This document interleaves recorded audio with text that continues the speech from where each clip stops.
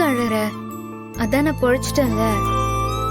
ஏய் விடுறே, ஒப்பனுக்குலாம் எப்படி கண்ணீர் வந்தாதான் உண்டு. உனக்கு அவரை கிண்டல் பண்ணலன்னா தூக்கமே வராது. யோ கண்ணா தொலையா, செத்து போட சிவாஜி திரும்பி வந்துட்டு போறாரு, நீ அழுகிறத பார்த்து. என்னையாச்சு? அதான் உன் மகன் சில மாதிரி நிக்கிறாள்ல, அப்புறம் என்ன? நீ வச்சிருக்கிற மீச சைஸுக்கும் மூஞ்சிக்கும் அழுதுட்டு உட்காந்து இருக்கிற. போய் கண்ணாடியில பாரு, காமெடியா இருக்கிற நீ. மாமா முதல்ல நிறுத்துங்க.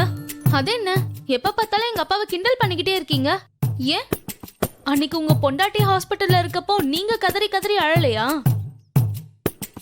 அதெல்லாம் ஒண்ணு அழுகல. பைக்ல கூட்டிட்டு போறப்போ கண்ணுல மண்ணு பட்டுருச்சு. மண்ணு விழுந்தது கண்ணுல இல்ல, மீசையில. இதுக்கு பேர் தான் மீசையில மண் ஒட்டுறதா? என்ன சிரிப்பா? அன்னைக்கு வான் கோழி மாதிரி வாய வேறச்சு மல்லாக்கு பார்த்து படுத்துட்டு இருந்தல்ல,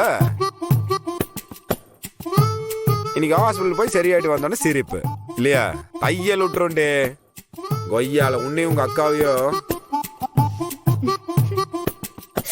என்னாச்சுக்கா? என்னாச்சு என்னாச்சு என்ன? மாப்ள கொடுங்க, நான் ஆரத்தி எடுக்கிறேன். இல்ல மாப்ள, ஆரத்தி உங்களுக்கும் சேர்த்துதான் மாப்ள. நான் என்ன மறு வீட்டுக்கு வந்திருக்கிறேன், கொடுங்க நான் எடுக்கிறேன், கொடுங்க. அதுக்கு இல்ல மாப்ள, அவ மறுஜென்மம் எடுத்து வந்திருக்கா. அதுக்கு காரணமே நீங்க தான். 2 பேரும் சேர்ந்தே நில்லுங்க.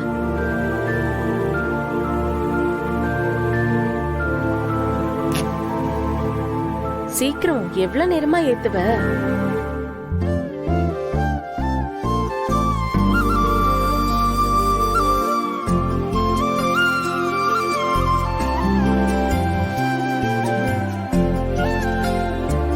இந்தாடி, வெளியில கொண்டு போய் ஊத்திட்டு குடுமா. அப்படியே இருங்க 2 பேரும். ஆஸ்பத்திரியில ஊ மேலையும் மாப்பிள்ள மேலையும் விழுந்த கண்ணு கொஞ்சம் நெஞ்சும் இல்ல. இந்த மாதிரி புருஷன் எனக்கு இல்லன்னு உச்சி கொட்டாத பொம்பளைங்களே இல்ல. மொத்த கண்ணும் மாப்பிள்ள மேலதான். இதெல்லாம் ரொம்ப ஓவர்மா. பொண்டாட்டிக்கு அடிபட்டா எல்லாம் புருஷனும் தான் பாப்பாங்க. அதுல என்ன கண்ணு விழ வேண்டியிருக்கு? உனக்கெல்லாம் இப்ப புரியாது. நாளைக்கு கல்யாணம் ஆகி உனக்கு ஒரு புருஷன் வந்ததுக்கு அப்புறம் தான் புரியும். ஊரு கண்ணு, உறவு கண்ணு, நாய் கண்ணு, நரி கண்ணு, நல்ல கண்ணு, நொல்ல கண்ணு, எல்லா கண்ணும் காணாம போகணும். என் பிள்ளைங்க என்னைக்குமே சந்தோஷமா இருக்கணும். துப்பு. பவித்ரா, இந்த தட்டை எடுத்துட்டு போய் முச்சத்துல ஊத்திட்டு இதையும் அப்படியே நெருப்புல போட்டு எரிச்சிரு. மாத்திரை கொடுத்திருக்கிற அவளுக்கு சரியா? அவ தூங்கிட்டு இருக்கிறாவ. நீங்க வெந்நீர் எடுத்து வச்சிருங்க, ஒத்தனை கொடுக்கணும் அவளுக்கு. சரி. என் பேரனதான் இப்படி பார்க்க முடியல. எது நடந்தாலும் சிரிச்சு சிரிச்சு பேசிட்டு இருப்பான். இன்னைக்கு இப்படி இடிஞ்சு போய் சுத்திட்டு இருக்கானே. பாட்டி, அதான் ஆண்டாள் சரியாயிட்டால, அப்புறம் எதுக்கு இப்படி அழறீங்க? விடுங்க, அவ சரியாயிடுவா. ஹலோ, சொல்லுங்க. அழகரதா பேசுறேன். டிஸ்சார்ஜ் ஆயிட்டாங்க சார். என்ன சொல்றீங்க? எஃப்ஐஆர்ல போட்டிருக்காதீங்க. அவனை ஏன் கையில கொடுங்க, அவனை என்ன பண்ணும் நான் பாத்துக்கிறேன். அவனை ஜெயிலுக்கு அனுப்பி என்ன பண்ணுவீங்க நீங்க? அவனை ஏன் கிட்ட கொடுங்க. கொண்டாட்டிய குத்துனவனை நீங்க போனீங்க, நான் வரேங்க. மாப்பிள்ள,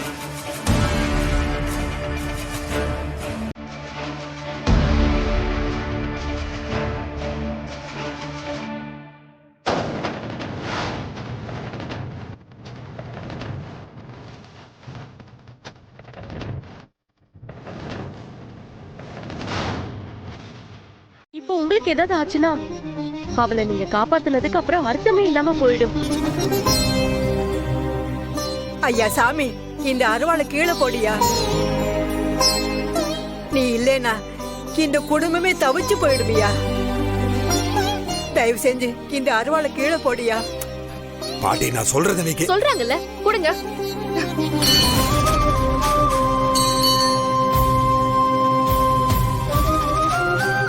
இங்க பாருங்க அழகர், நான் திரும்பவும் சொல்றேன், அவங்க செஞ்சதை நீங்களும் செய்யாதீங்க. அவங்கள நம்பி யார் இருக்காங்கன்னு எனக்கு தெரியாது. ஆனா உங்களை நம்பி ஆண்டாள் மட்டும் இல்ல, இங்க இருக்கிற எல்லாருமே இருக்காங்க. அத மட்டும் மனசுல வச்சுக்கோங்க. உங்க கோவம் உங்களை சுத்தி இருக்கிறவங்கள காயப்படுத்த கூடாது. அதெல்லாம் சரிதான். நீங்க இப்போதைக்கு வேணா என் கையில இருந்து அருவாளை வாங்கி கீழே போடலாம், என் கோவத்தை தள்ளி போட சொல்லலாம். ஆண்டாளை குத்தனவனும் சரி, அவளை குத்த சொன்னவனும் சரி, அப்படிலாம் சும்மா விட்டுற முடியாது.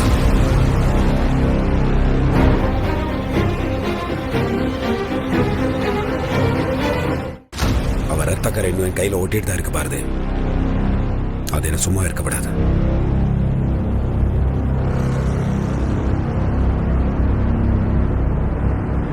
இன்னைக்கு வேணா நான் நீங்க சொல்றதை கேட்டு அமைதியா போயிடுறேன்.